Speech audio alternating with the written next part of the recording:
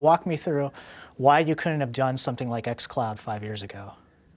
Technically, or Was it, I mean, what would have been the hindrance? What would be, I mean, clearly, probably technically, that's one aspect of it, but, I'd imagine getting the buy-in from yeah, parents. Conceptually, it's so hard to grasp, especially if you already have a business line that's, the nice transformation that Satya has driven at the company, and you can see this in a lot of areas. You can see him standing in front of a sign that says Microsoft loves Linux. Yeah, I You can know see that. Microsoft buying GitHub and a community of open source when we have previous statements about open source and its impact on Microsoft, and here we I are know that. embracing these scenarios. Really gets back to that focus on the customer and what the customer needs. Customer doesn't care about Microsoft needs. It cares about what Microsoft can do to help with the customer needs.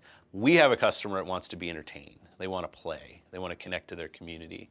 I'd say the xCloud specific question of why we couldn't have invested in xCloud before is because if you say, and we actually built something, it was called Project Rio.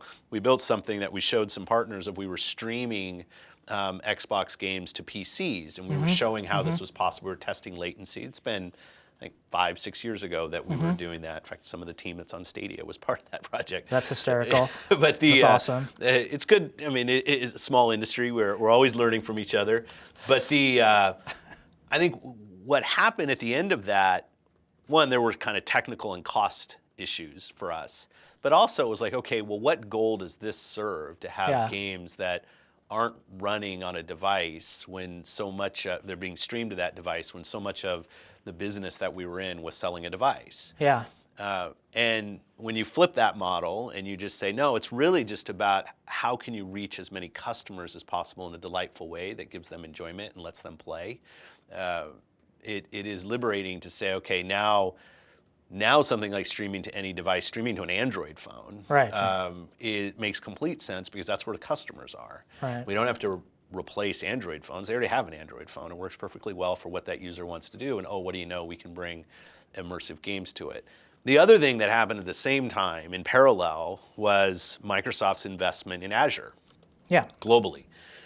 It's a huge investment in the company and invest with capital expenditure that Amy Hood and Scott got through. Yeah. So as we are now looking at, I'd say, the technical requirements of xCloud, of having servers that are as close to as possible to our end users to reduce latency, and the technical work we're doing hand in hand with the Azure team to enable these scenarios, that infrastructure that the Azure team has built in the interim time between Project Rio and where we sit today is incredibly useful as the team is looking at where we're deploying the xCloud servers, what infrastructure we can use. There's already cement poured. There's already power and cooling into these buildings. There's already people to go monitor all of the machines that are running there. I mean, these are fully operational data centers, and we can roll in now and put our xCloud hardware in place.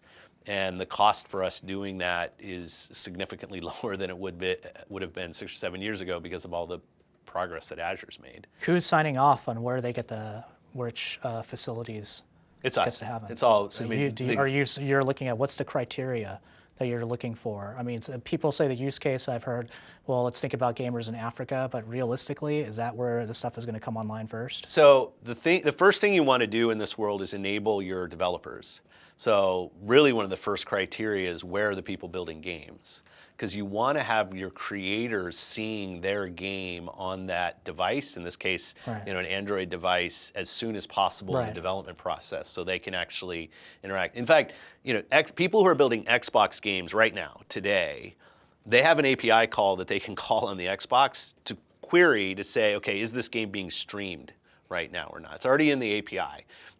And so developers can already start thinking about, well, what is it going to mean to stream this game? Do I want to change the font size a little bit because the phone's a little bit smaller? Yeah, that's a big concern. There's, a very big concern. And I love the fact that the thousands of games that are in development for Xbox right now, are already cloud aware. Even if, as you said, like you don't have billions of people on the planet streaming their games, but the content creation process is already aware of this scenario, and we have all of these developers already engaged on the platform, and they're able to use this. So the first level deployment first is obviously here in the development team. How do we put in our first servers went into Quincy, Washington, so that the team here could actually start using the service, because you need to enable your own team. Then we start looking at our third-party developers and saying, okay, where are the big development centers on the planet, and let's make sure we have xCloud blades in the places that are close to the developers. And then, the next criteria in the rollout is, okay, now we've got the content creation enabled. Let's go put servers in places where we want to actually get end user usage. And end users, right? That's right. And where's the heavy concentration of third-party developers? If you look at the planet today, there's Japan, Asia, there's U.S., there's west coast of the U.S., there's some in kind of Hunts Valley, Maryland area. If you just think about, then there's the U.K., right? Has quite a few developers. And that might not be where usage ends up in the end when we start thinking about that developer map. But if you look at where your big publishers are. But the big publisher, you got to build where the publishers are. That's right, where the creators are. And is that where some of the facilities are now? That's right. Okay, that's really cool. I mean, interesting. Because you want that developer, when they're building a game that's shipping 2 or 3 years from now, to be able to easily deploy to a data center that's close to where they are, to be able to pick up a phone and easily just boot the game and say, I wonder what it looks like right now. This is the same thing we do on the dev kits sitting on their desk when they're building games, is you want them to be able to experience the game in every context in which it'll get played. This is a future context in which it'll get played on xCloud, but we already have developers that are just interested, and I want to see what my game looks like. Yeah, they want to test this out, right? That's right. They want to do this. And how long have they been testing it out? Can you say that, or? We put the video, the announced video was in October. I would say developers first saw their games, shipped games. We kind of showed them last year at E3. We were doing some behind closed doors stuff.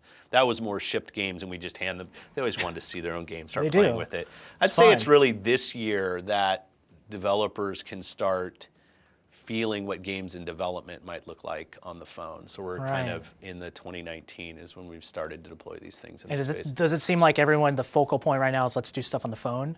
It's like the easiest sort of entry point to where we want to do this class prep. I wouldn't say it's the easiest. It is the most pervasive, obviously, when you just think about, okay, the number of Android phones. And maybe it's the most constrained. So if you say, I'm building my game for a 60-inch OLED hanging on a wall. Right. And okay, there's going to be a tablet, a 10-inch tablet down to a small cell phone. Like, I want to see what it looks like on that screen in terms of brightness, in terms of responsiveness. How does control feel in that environment? Because anything that's bigger feels like, okay, it's closer to the scenario that this thing was designed for. Sure. So I think people are going to the phone side just because it's the most pervasive on the planet. And you start to say, okay, this introduces the highest number of constraints for me that I might want to think about in terms of design. And like game design, well, it's a new canvas for them to think about. What I love is we've got years of deep, immersive games that have been built for Xbox. We've done the work this generation through backward compatibility to bring many of those games to the current generation. And now we're seeing those great characters and stories and worlds show up on devices for the first time. Yeah. And frankly, to customers that are probably never going to own a console, but they will be able to experience those games on the device that they already have. I think that's just a good thing for gaming. How are you formulating the business model of this too, of xCloud? This is everyone's question. How is this actually going to feasibly work? Yeah, first thing we do is we listen, right? Because our partners have always been a critical component of business model, whether you're thinking about expansion packs, retail price points. I mean, we are a platform for other companies to monetize their content through our platform. So we're listening. We'll go in, like we created Game Pass in the last couple of years because we saw this opportunity with subscription. Obviously, subscriptions become huge in so many other forms of entertainment and media. So, okay, what could this mean for video games? We pushed that with Game Pass, and we got our partners on board, and it's doing really well. But in the case of what is it going to mean when you start streaming games to a phone, and what's the business model behind that? The discussion with partners, I don't think there's one business model. I think streaming is a way to distribute content. I think there's a way to acquire content, whether I'm acquiring it through a subscription or I'm acquiring it to own, or it's a free-to-play game that has more of a post-sale monetization. I don't think there's one business model with streaming. I think you decouple those two things. Streaming is a way to distribute content to as many people on the planet who want to play games as possible. And there are multiple business models, which is really a strength for gaming, that are working at scale today. Retail's doing incredibly well. Subscriptions are becoming more and more part of the ecosystem, and free-to-play, Fortnite, Apex, you see massive games doing well there as well. So in order for streaming to work in the long run, it has to support the diversity of business models that we see in gaming. People play on a game console because it's connected to the biggest screen in your home with the best sound system and the most communal environment there is. Usually a couch, faux-skin wall with a great TV on it. And that's a great place to play video games. It's not the only place that people play. And that's the transformation we've gone through in per device to per user. Understanding that console experience, that customer is also playing on their phone, is also playing on their PC. And more, they want to be able to stay connected to their same friends. In many instances, play the same game. I mean, what device does Fortnite live on? What device does Minecraft live on? Yes, it lives on all the devices. It's different, feels different to play it on all the devices, but I want to be able to play those games on every device. And when I'm sitting on my TV playing Fortnite, Minecraft, whatever it is, I want to be connected to the same friends with my same set of characters and heroes that I've built up and the things that I've bought, so that my experience moves from device to device. But the question on why focus on console is because customers love consoles. Customers like the environment of playing games on their television, and there's no, I want to give that to them. I don't want to take anything away. What's in store for the new console, for the latest console? The thing I love about our focus going forward is both the commitment on the customer who loves that console experience and want to invest in that. I'll also say that I think we're going to reach this point of immersion and balance and feel that is going to be, it's something that kind of console has been behind the curve on. Consoles are this weird beast of, it's got like one strong arm and one weak arm. It's got a really strong GPU, a weak CPU. So you put some beautiful scenes on screen that don't always feel the way you'd hope they would feel if you'd go play. And developers do a lot of work. So I'm not saying playing on a console is bad. But as we look forward, I really like the fact that we're getting to a balanced system where the visual fidelity that I'm growing to love with my 4K Xbox One X and playing those games, the feel of the games, the kind of responsiveness, load times, the fact that the hardware itself will blur and go away, and my experience and even the way the control works and feels will lead to the feel of the game matching the visual fidelity that we've been able to, this generation, and the visual fidelity only goes up. So at some point it needs to be a business, though, that can live and die by the success. Well, it's a profitable business today that's growing. Is it profitable today? Yeah. When was it profitable? When did it become profitable?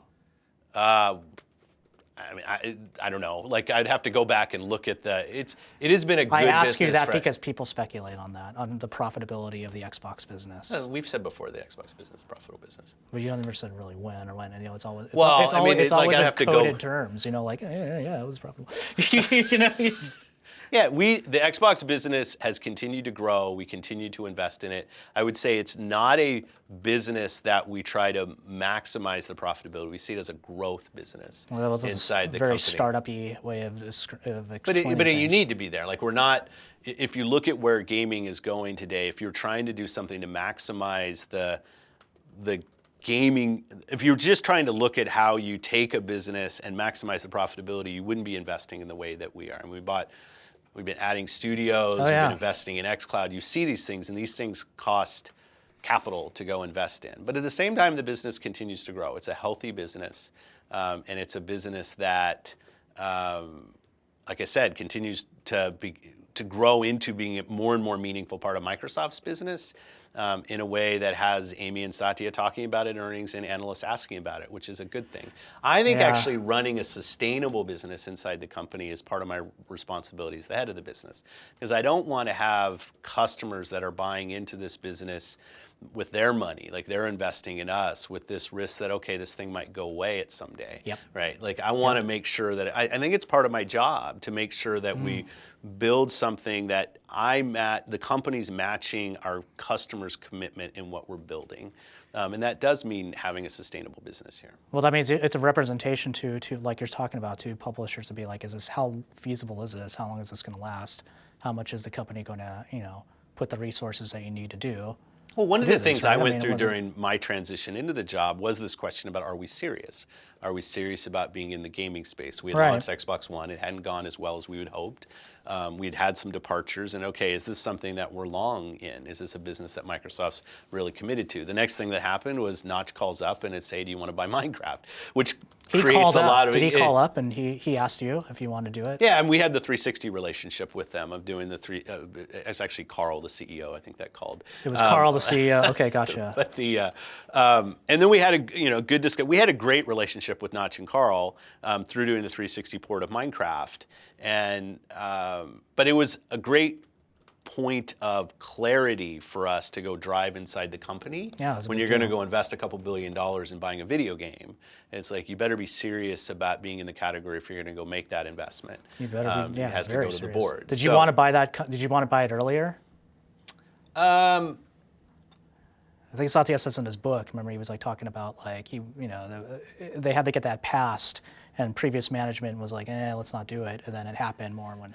Yeah, I think what I'd say is we like partnering with companies, and I think it makes it difficult if when you're partnering with them, you're always kind of focused on trying to buy them, try to buy them. When what we did is we saw this thing growing, and we asked them whether like this is something they were interested in. They weren't, and we didn't really have support at the time inside the company to go do that. But we kept the conversation going, and we built a strong relationship that helped grow their business. And I think that's been a foundation for a lot of our learning with our partners, that we need to build a strong, trusted relationship. And in the industry, it pays off. I think there's a lot of people that try to turn the industry against itself and think that there are factions of groups inside these companies that hate each other and just want people to go away. But it's just not true. I have great friends that work at Sony, that work at Nintendo, that work at Valve, that work at other platform companies. Right. And I have great friends that work at first-party studios for other. I mean, this industry is not that large, and I'm never going to vote for somebody else's game to fail because somehow that actually makes my platform succeed. Because I think our biggest challenge, the biggest competitor for us is apathy or dislike of the things we build. It's not actually each other. We're in a growing business. The video game business globally is growing, and there's way more opportunity expanding the business than there is eroding and kind of chipping away at each other. Eroding or chipping away, right? but there's a contingent out there that wants us to focus on that. But I think then when certain announcements get made, people are like flabbergasted. And that contingent will continue to, in some ways, inform some of the decisions you make. Because it's not like, it's chatter, but they're informing your reactions in some way, right? I would say the most competitive side of it, no. Like I'm always listening to the community, but the people who want to see others fail in order for like the green team to succeed, that's not me. There were people in the Sony deal that was announced. I could see it online of like, what are you doing helping them out? And it's like, I mean, we've got years and years of relationship with Sony. Sony shipped PCs that had Windows on it. They use our development tools to build games. Like it's not this idea that our focus is on that the only way for any of us to succeed again is by pulling down somewhere else. It isn't the way that the industry works today. It just isn't. It isn't, but as a kid growing up playing these games with these two consoles, it does mean something. And that was a historical perception I've had. It was very, when I look at the picture, and I looked at it first, I was like, whoa, what is this? For me, it's shocking.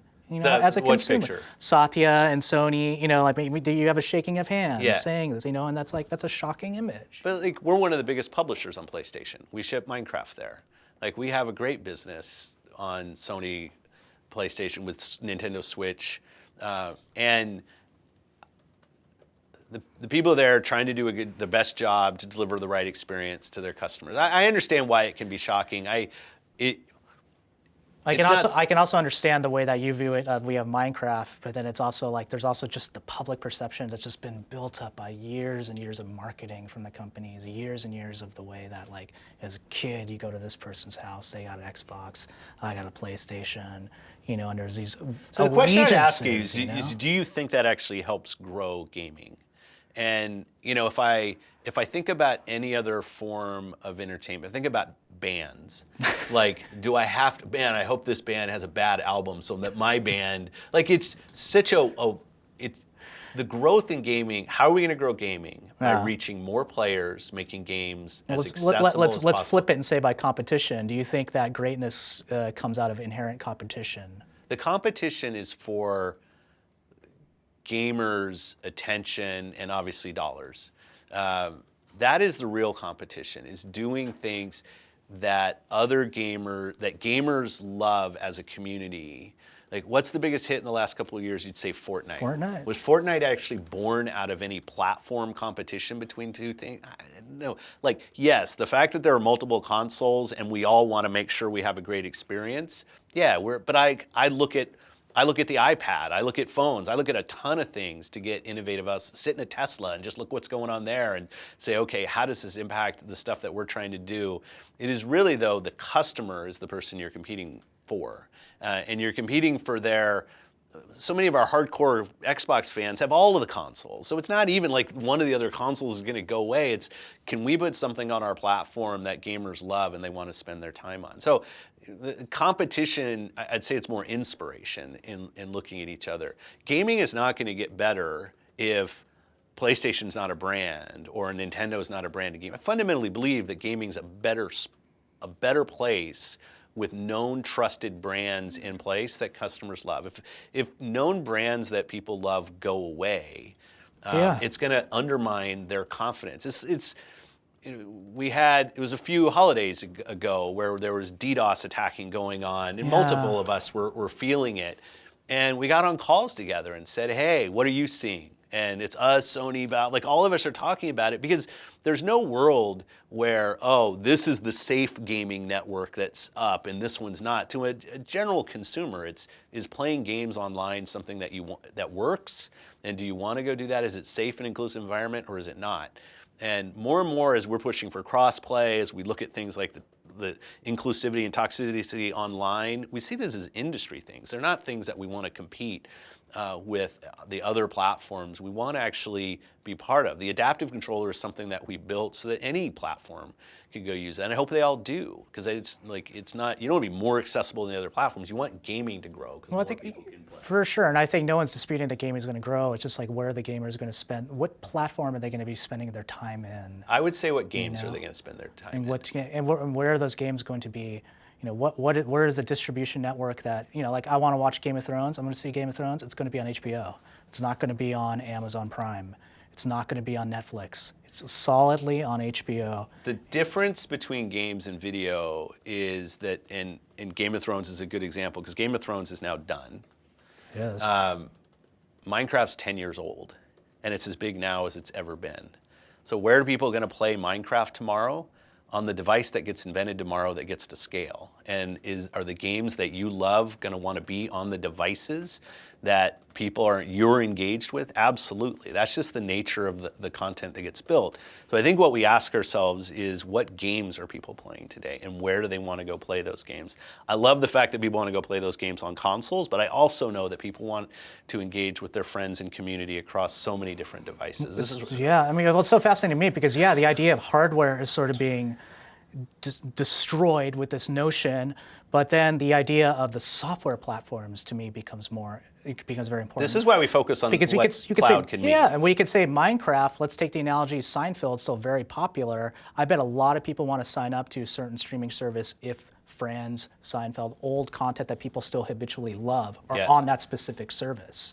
You know, and what I see these cloud gaming platforms are doing is it's becoming like that. It's becoming that world of the software distributed services. Yeah, if you go to the other extreme of console generations of old, you would ship a console, all the games would run only on that console. Totally. When the next console comes out, you put all of the old stuff in a box, throw it in the closet, and everything is brand new. Right. And you say, okay, like, that's not a scenario that helps gaming grow. What it does do is it can cause somebody that was on your last console, like now they have to go buy all new games on the new platform. We want to create real differentiation. There was some ease of development. If I didn't have to think about past generations, I could only think about the generations. But now when you look at the games that are out there, these games, what was like, Blizzard just launched the 15th anniversary of WoW, whatever.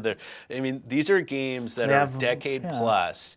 And there's still interesting things for people to go do in those games. And I think our role as a games industry, if you want to go invest your time and your money in these great franchises, we should make them live as long as possible. Like, we don't have the end moment of a lot of these games. These are games that will want to persist. So it's why the focus on the cloud infrastructure, which allows these games to move from device to device, or at least your state on the game, even if the game has a local runtime. But when I log in, I log in on Xbox Live on my Android phone, I'm the same Xbox Live that I am on an Xbox console is really important.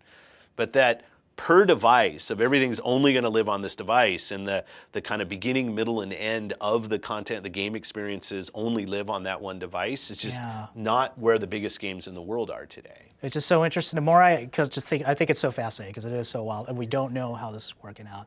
But the more I think of it, it is sort of liberating for the device. But then I look at my device on my phone, and what is going to lock me in is if the game is sort of held within the confines of an app that's there on the phone, and meaning I can only access certain games when I access that certain app, and the game doesn't it doesn't get played off another company's app.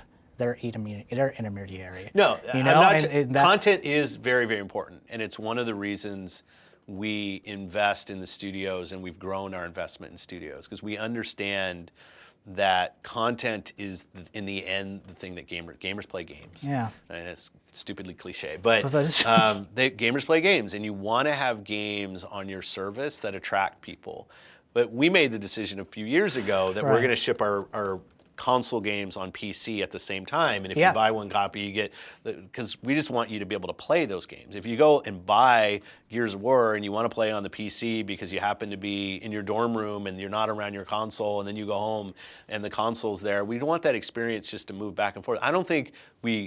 I think by giving people that scenario, you actually make the franchise itself more accessible and gaming all up more accessible. A device view would say, hey, never let somebody experience the games that are on this device unless they're on that device. And if you look at the at-scale services on the planet today, whether they're video, whether they're communication, music, they're available wherever you go. They're different on the different experiences. Like when I'm sitting on my phone, I put my headphones on and I listen that way. If I'm on Spotify on my Xbox, I usually just let it play through the speakers that are on the wall, right? The consumption of the game, the play of the game, or the music or whatever can change per device.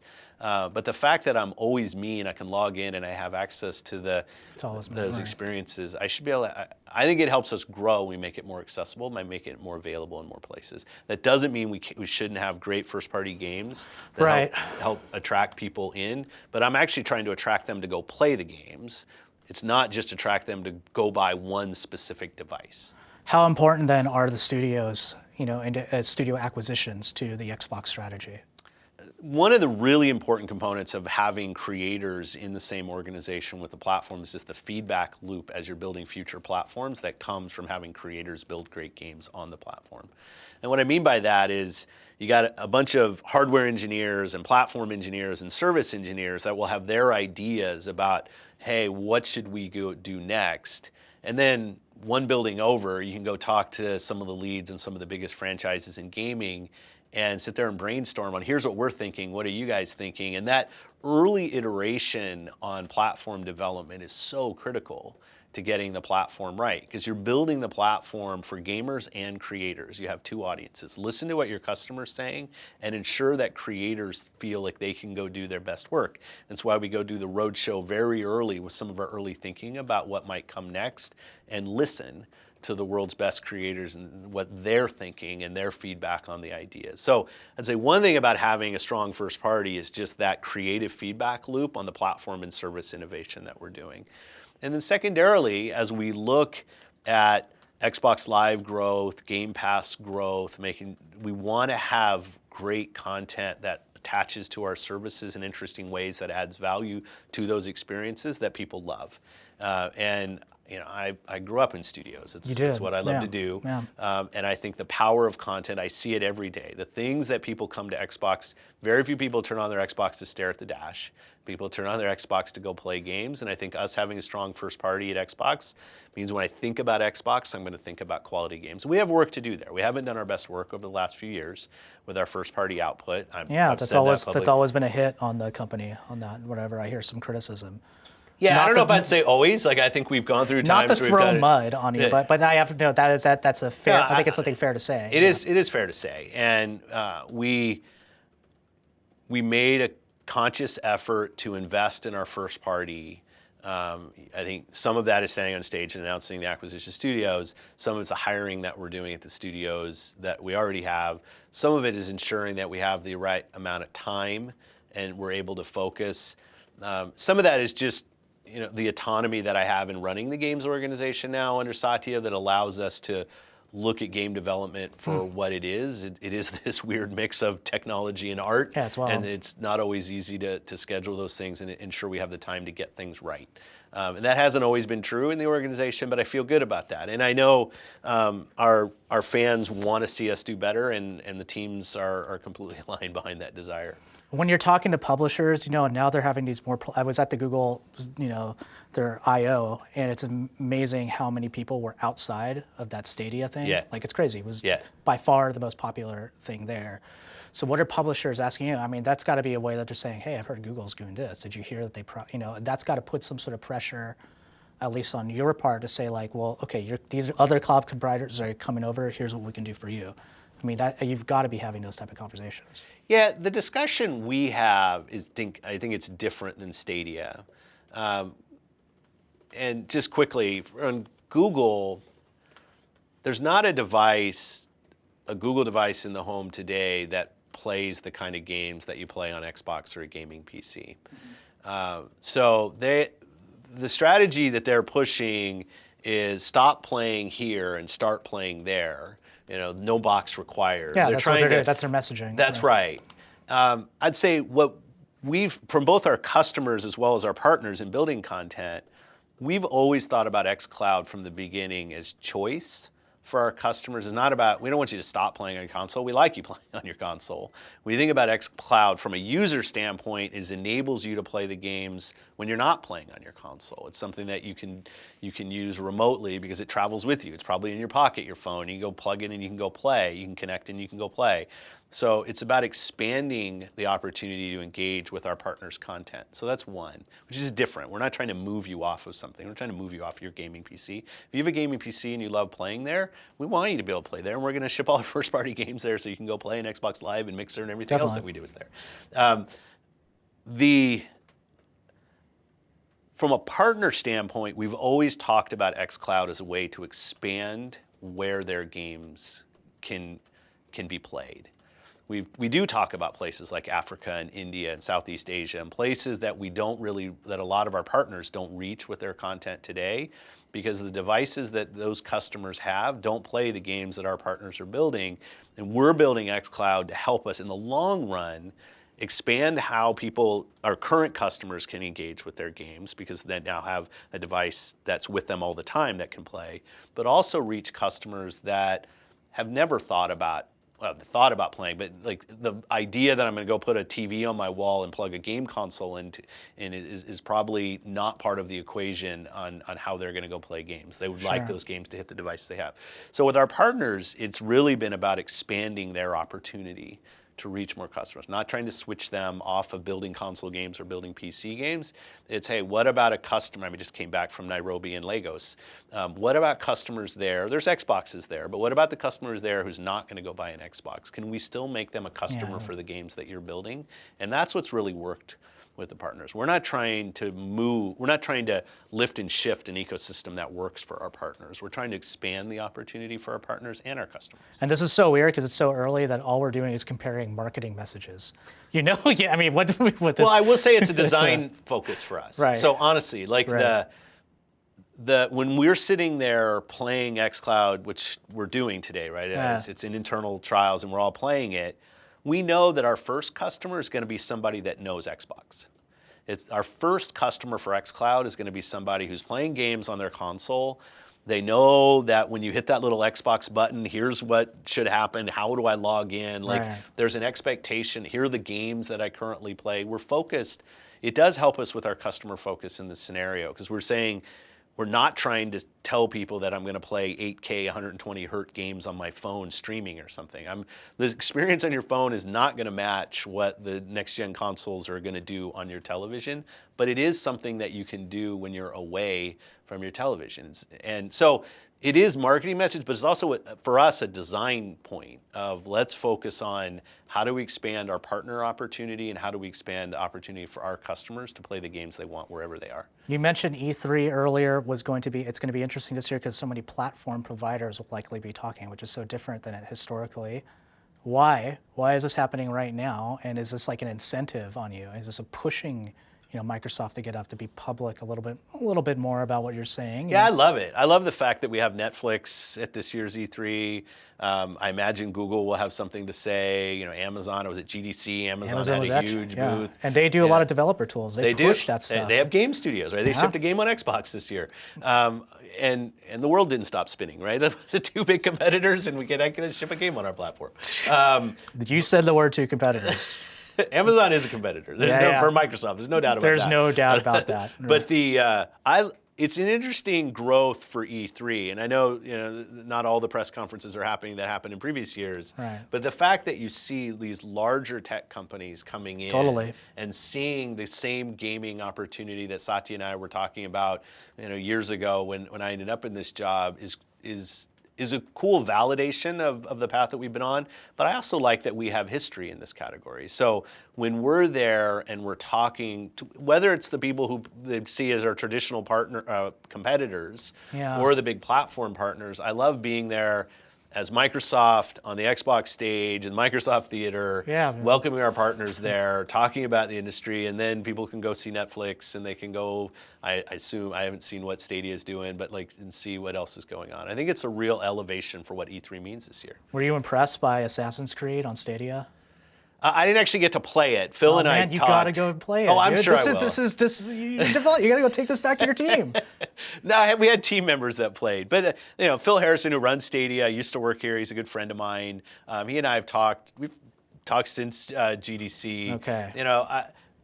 The streaming path is one that we're all in on. We understand the physics of it, so we're all kind of working on the same challenges. We're not all working with the same design goals. Like I said, I think the design goals are slightly different between the two of us, but it's more collaborative than maybe people think. I'll go back. I love Assassin's Creed as a franchise. There's no doubt about that.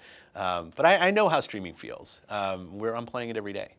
You've played it here? Yeah, I just checked it out a little bit. So it's not game dependent, because any game that's built for Xbox is built for xCloud. So we don't actually have to go talk to a developer and say, okay, can you go do X, Y, or Z to make it work? So we have a good selection of games.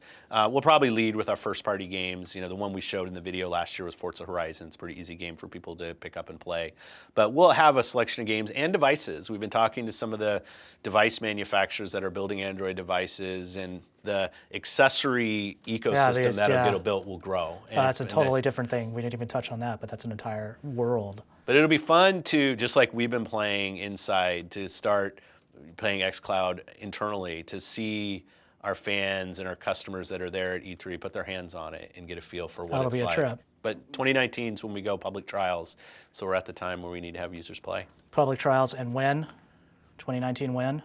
We haven't finalized a date yet. Why is it taking so long to finalize? That's what I ask the developers all the time. Why is it taking so long? What is it taking so long? We want to make it right. This is, if you think about streaming and the impact it will have, it's a decade long. Slap a beta on, then people know, like, oh, it'll be a little bit buggy. Right? Would you ship that? What you just played? It depends. If Google, if Amazon's around the corner, you're like, I got to get this thing out. No, right? So this is, for us, and I was just saying that, this is streaming's not a solution for everybody to play tomorrow. Meaning, I'm not going to tell you to go sell your gaming PC, sell your console, and that's not even a shot at anybody else. It's like, it is a scenario to augment what you do today. I wouldn't tell you to make it your primary way to go play today because it's not the same experience that the developer originally was building towards and the experience that we can deliver on a great gaming PC or on your television. We build xCloud for the next decade. Like I think about it that way. I think, as I said, I think about first expanding the capabilities of our existing customers, but in the long run, this is about reaching more of the planet who wants to play those great games that our partners build. But that is a long-term endeavor. So I don't feel any near-term race to kind of out-PR somebody else on xCloud. No, because I don't think, in the long run, that's not going to be what wins. Is that a different philosophy than your predecessor? I don't know if it's a prior predecessor. I've learned, it's not that I haven't, I've announced things too early. I learned through putting my hand on a burner and saying, I think that was hot. I won't do that again. I'm not smarter than anybody else. I can just remember the experiences. You should definitely do that. I want you to look back on this interview and be like, what the hell did I just say? But I think about our launch and putting this in people's hands as us getting the experience right and not trying to race somebody else in terms of just public perception, because I think this is a long-term endeavor. I don't think the public perception today is actually going to have any impact on what the market position is 5-10 years from now. Great. Now you have to go explain that to the Wall Street analysts who are like saying, where is the trajectory of this? Where is the They said the same thing about VR, right? I mean, they say the same thing about 3D TV. Like it's analysts' job to try to find what the next wave is, and it makes sense, right? And because they're trying to project growth going forward. In the end, growth happens when you exceed a customer's expectations, not when you kind of PR or text something. And that's analyst's job. You got to find the mix of both those things. You got to make some bets. It's no different. It's a portfolio play, just like it is for us. I thought it was so wild when reading a transcript of you at the Goldman Sachs Technology Conference. It's like, why is Phil Spencer here talking to the Goldman Sachs Technology Conference? I think it goes to the point of gaming as an at-scale business, and it hasn't been traditionally part of the Microsoft's dialogue with analysts. No, not at all. But what did we announce? Over $10 billion in revenue in the gaming business. That's real money, right? That is even inside of Microsoft. That Amy likes to say that I'm not just hashes in Excel now. I'm at significant digits. That means I'm on the gaming is on the radar, and we're getting tremendous support from Amy and Satya in building the business here, which is awesome.